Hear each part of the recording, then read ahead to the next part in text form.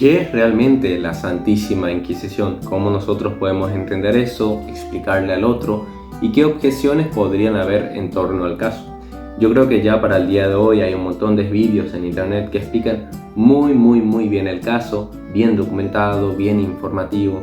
Yo creo que muy instructivo sobre todo, pero igualmente yo he decidido hacer mi parte también para que podamos formarnos referente a este tema y también para poder hacer aclaraciones muy precisas que de repente no quedan claros en otros vídeos. Entonces vamos a empezar primero que nada con una historiadora, Beatriz Comella, lo que ella escribe en su libro La Inquisición Española, de la editorial Riel, del año 1988. Pero bueno, ella explica en ese libro básicamente, primero, que fue fundado en el siglo XIII, el año 1220, por el Papa Honorio.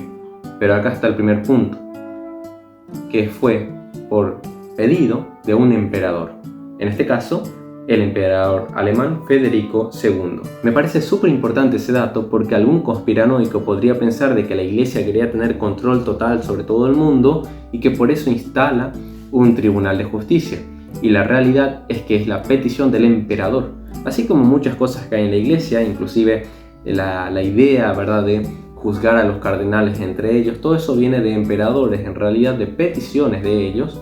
Así que es bastante relevante esta primera información. Se rompe por primer punto el mito de que la iglesia quería tener control del Estado, y no es así. Es a la inversa, el Estado quería que la iglesia le ayude. Y ahí entra un punto. Hay que entender la diferencia entre el poder civil y el poder eclesial. El eclesial simplemente es normativo, tiene normas, establece normas y tiene un protocolo que seguir. El civil no tiene nada que ver con la iglesia, el civil decreta: nosotros desde hace tantos años tenemos estas leyes y estas leyes vamos a mantener. Ustedes, es decir, la iglesia, no tienen ningún poder sobre nosotros, sino nosotros sobre ustedes. Y ahí evidentemente hay un conflicto, ¿verdad?, entre iglesia y Estado, pero en pocas palabras podemos decir de que toda acción cometida en la Inquisición es cosa del civil, el tribunal civil, la ley del imperio, la ley de la región que estemos hablando, X, es su ley, no la ley de la iglesia. La iglesia simplemente actúa como un intermediario, pero no es la ley, no es quien aplica la ley. La ley no tiene nada que ver con la iglesia, ni siquiera en el siglo III. Ese es un primer punto que me parece muy relevante. El motivo, si uno se quiere preguntar, es porque ya en esa época, bueno, en realidad todas las épocas siempre tuvieron estos problemas, habían un montón de herejes, ya sean judíos, musulmanes u otra religión, que se hacían pasar por católicos. Evidentemente la norma del imperio era: no, vos tenés que seguir mi religión. Y por consiguiente no aceptaban a gente que era de otra religión en algunos casos. Este es un punto principal, en algunos casos. Si bien era permitido, judíos por ejemplo, o musulmanes, estar en regiones propiamente católicas, no era permitido de que se bautizara católico para tener algún que otro beneficio, y que luego de eso proclame herejía. Evidentemente eso no era correcto. Tenemos por su parte a San Ambrosio y Tertuliano, que no estaban a favor de la pena de muerte o cualquier manera de acto violento. En contraparte, a esa época los pensadores sí que estaban de acuerdo. La gran mayoría de los pensadores, incluyendo Santo Tomás de Aquino, estaban de acuerdo en la pena de muerte, porque acá vamos a poner un ejemplo. El ejemplo que se ponía en la época era la siguiente: una persona que mata a un individuo, mata un alma, pero el hereje condena una cantidad inadmisible de almas. Ya pueden ser 10, 100, 1000, podría ser mucho más, depende de qué tanto se da la vuelta a la herejía y va creciendo. Y eso era lo que tenían los pensadores de ese momento. Eso era en general los teólogos. Por otro lado, evidentemente tenemos la política. Para la parte política, la pena de muerte era algo normal, totalmente normal, en todas las civilizaciones de toda la historia, en todas las épocas. Y por tanto, para ellos no era absolutamente ni cosquilla, vamos a decir, condenar a muerte a una persona, ni a la hoguera, ni de ninguna otra manera. No era algo extraño. Eso es el primer punto que quiero aclarar. Políticamente hablando, es decir, con el poder del soberano pueden hacer lo que quieran referente a esto. Entonces tenemos acá que no había una sola oposición a la pena de muerte. Ese es otro gran punto.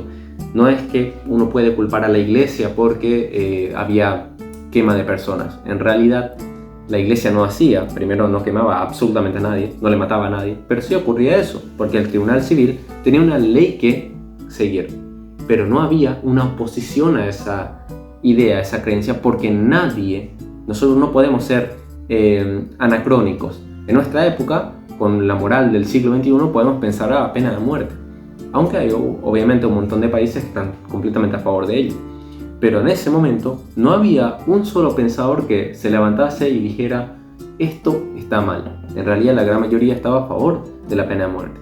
Y por consiguiente era difícil quitar algo que nadie se oponía. Eso es un punto muy importante.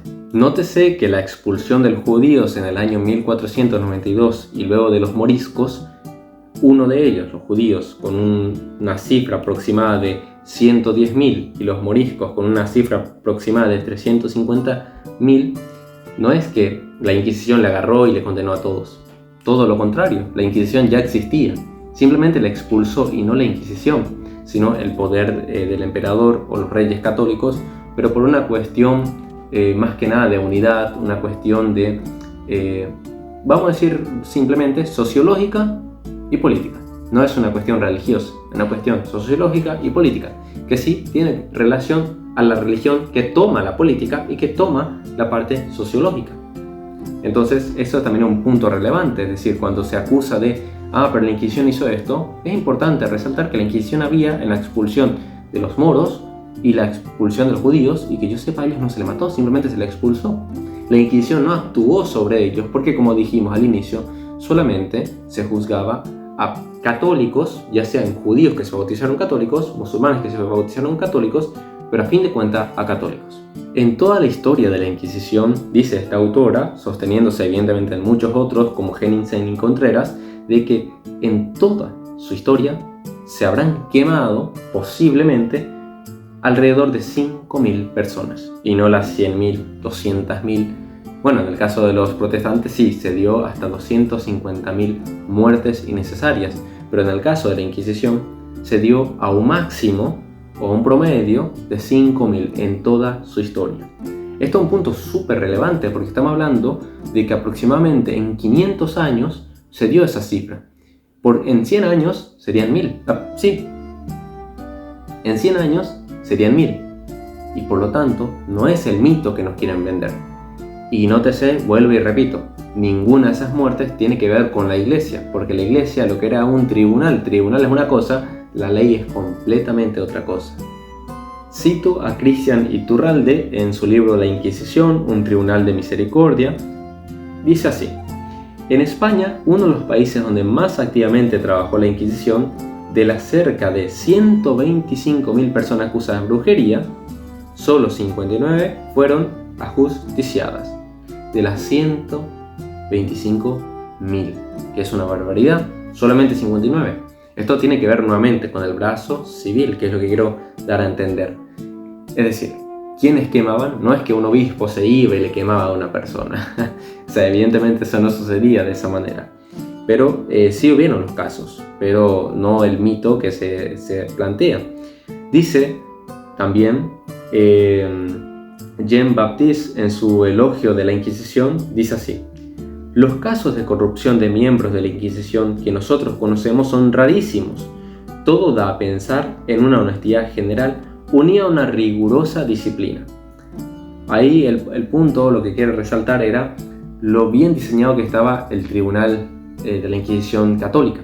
De hecho, los protestantes o cualquier persona que era acusado de herejía prefería 100 veces más que sea atendido por la Inquisición católica a que el civil. Se iba al tribunal, al Santo Oficio, y pedía un inquisidor.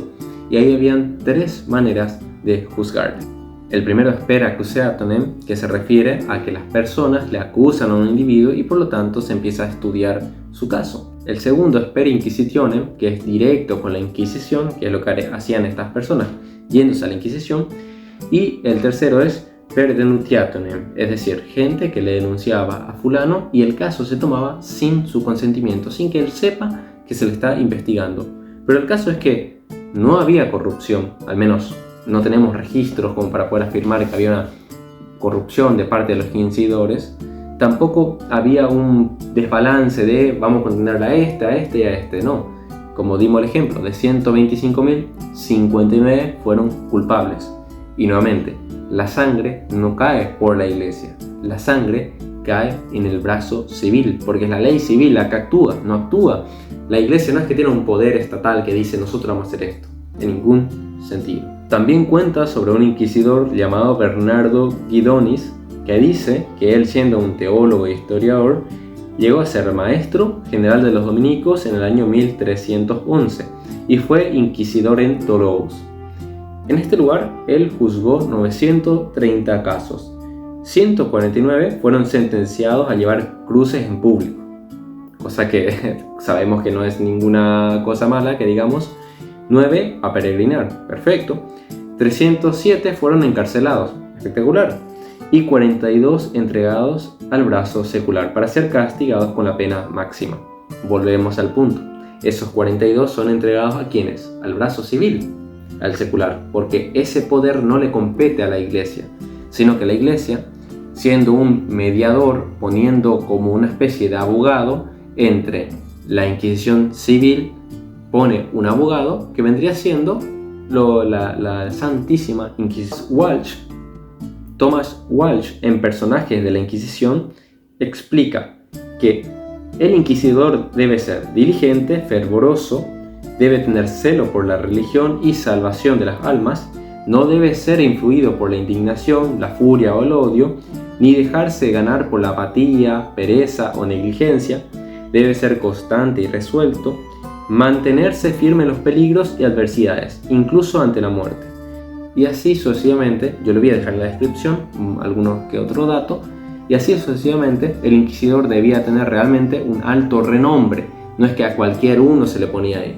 En el brazo civil seguramente ocurría de esa manera, pero en la Santísima Inquisición no ocurría de esa manera, porque el inquisidor debía ser lo más justo posible al caso. No podría tener un sesgo de querer voy a enviarle a este a la horca. Obviamente no podía ocurrir tal cosa, no debería de.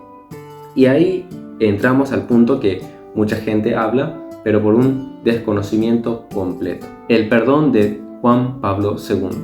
En un famoso discurso, él pide perdón por todas las atrocidades que podrían haber hecho la iglesia, pero esas cosas que él menciona son posibles. Dimos el ejemplo. La Santísima Inquisición tenían personas que se iban. Dimos el ejemplo. En la Santísima Inquisición no hay una culpa a la iglesia por la muerte de esas personas, a menos que el inquisidor haya juzgado mal. Si el inquisidor juzgó mal un caso, evidentemente la culpa recae por el inquisidor. Y a esos casos se refiere a Juan Pablo II cuando dice, si es que cometimos un abuso, si es que hicimos un error, porque él no es omnisciente, no puede saber todos los errores que si cometió fulano o no cometió fulano en nombre de la iglesia. Por consiguiente, pide perdón por esos casos. Y es ahí donde él llama a los historiadores para que consideren estudiar todo el caso de la Inquisición, y a partir de la década 80, 90 prácticamente, hay un montón de libros súper importantes, muy buenos, que hacen un estudio exhaustivo de la Inquisición. Yo les voy a dejar nuevamente la biografía para que puedan estudiar ustedes mismos. Así que cuando te pregunten sobre la Inquisición y te digan la iglesia mató a tantos, tu respuesta precisa debería ser: la iglesia no mató a una sola persona, no quemó a una sola persona, no torturó a una sola persona, sino que actuando como abogado de esos individuos que iban a ser sin falta agarrados por el Tribunal Civil, y de hecho yo no di los datos, pero el Tribunal Civil sí que tenía muchos más casos condenados que la Santísima Inquisición. Por consiguiente, hay que entender de que la culpa no recae en la iglesia. Es el primer punto. Segundo, ningún pensador de la época creía algo diferente. Todos creían que era lo normal, que eso es lo más correcto. Y yo no me voy a poner acá a debatir si es o no es lo más correcto, pero sí diré de que la culpa no tiene la iglesia. En todo caso, fue, como dice Benedicto XVI, una revolución judicial, porque hasta ese momento no había nunca esa rigurosidad en cuanto a estudiar un caso, analizar la situación, el contexto, las diferentes opiniones, los testimonios. No había un caso tan riguroso, hasta que se puso la Inquisición y realmente se ponían en serio, es decir, una revolución judicial. Eso es lo que yo le respondería en primer punto. Ahora bien, si te van a salir con las locuras de History Channel o esto o aquello, se responde simple. Vos tenés datos, vos tenés fuentes. Yo te dejo acá las fuentes que vos puedas ver, puedes leer los libros, están en internet, puedes comparar. Y con eso simplemente se explica y ya está. No hay una culpa en la iglesia por que se le quemó a personas, porque no es la iglesia la que hace eso, ni tiene nada que ver. Eso tiene que ver con el poder civil. Es el Estado, el imperio, el emperador. El emperador no es el papa, el emperador es el emperador. Ahora, sí podríamos decir que la iglesia se pudo haber, vamos a decir, atacado o ver cómo podía impedir dicha cosa. Pero el problema es que no había un solo pensador que pensara algo diferente. Y si es que lo hubo, su voz apenas fue escuchada.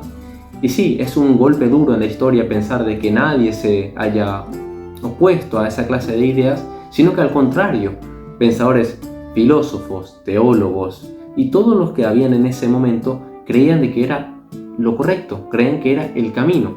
Evidentemente, a diferencia de la persecución de Calvino, bueno, los calvinistas en general, que llegaron a tener, como dije, los protestantes 250.000 muertes. Nosotros dijimos que en el caso de la Santísima Inquisición, al menos en el rango de España, como un máximo llegó a 5.000 en 500 años, que es una locura, una barbaridad. Eso es lo que yo había dicho al inicio.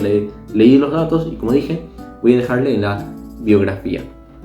Entonces, si nosotros analizamos todo lo que he acabado de explicar, no hay una culpa en la iglesia por eso. Sí es difícil comprender cómo la iglesia no se opuso, cómo no dijo nada en contra, pero a la vez, si no somos anacrónicos, es bastante entendible. No había una sola persona que se opusiera. Los grandes pensadores pensaban que era correcto, los grandes políticos creían de que era la forma, y todos los otros cristianos, los cristianos como Lutero, Calvino, Zwinglio, estaban acribillando a todos los demás. No eran la Santísima Inquisición que se iba y acribillaba. Hay una diferencia entre la diferencia entre el poder en cuanto al imperio católico, por ejemplo. El rey católico operaba según una ley antiquísima, hace barbaridad de tiempo. En cambio, ¿qué pasaba en los reinos protestantes? Ellos se dividen uniéndose con Calvino, uniéndose con Lutero. Los príncipes alemanes en general se unen, entonces hay una unidad, y por tanto Calvino dice: vamos a matar a todos estos, y lo hacen. Es decir, los que se proclamaban cristianos aniquilaban a todo el mundo porque creían que era lo correcto. En cambio, en la región católica lo que ocurría era: todos dicen que es lo correcto y nosotros no nos vamos a hacer cargo de esa sangre, simplemente vamos a mediar como abogados de una sentencia. ¿Es o no es hereje? Era lo único a lo que respondía la Santísima Inquisición. Eso es lo que yo les quiero dar a entender, ¿verdad?, de todo el caso que hemos dicho. Espero que les haya gustado, que les haya servido. Compartan, por favor, comenten, eso me ayuda muchísimo. Guarden, pásenlo a gente que requiera aprender más. Y como les vuelvo y repito, miren la biografía, ahí está todo, y podrán ver en esos libros un conjunto de detalles espectacular. Así que nos vemos y que tengan un excelente día.